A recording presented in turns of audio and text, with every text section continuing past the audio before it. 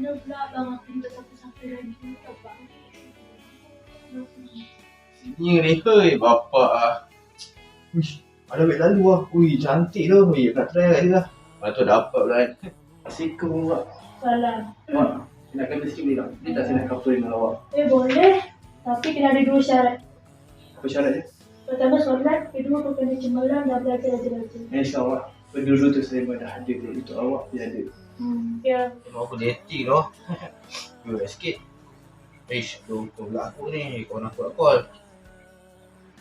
Hello. Datang rumah aku boleh? Aku nak cakap something dengan kau lah. Tolong lah. Kenapa? Ha? Atau rumah kau? Yelah, bantu rumah kau nanti. Okay. Aduh, member aku ni. Ajak pula lepak ke rumah lah. Aduh, aku lagi dating.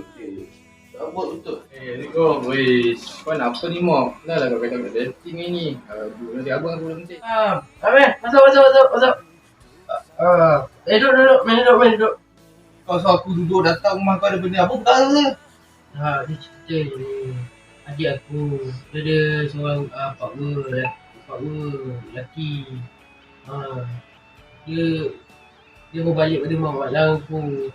Oh, tu tak kenal lah adik kau ni. Oh, okay. Kau panggil dia jap. Aduh. Oh adik, ni jap. Sayang, kau apa kat sini? Baby.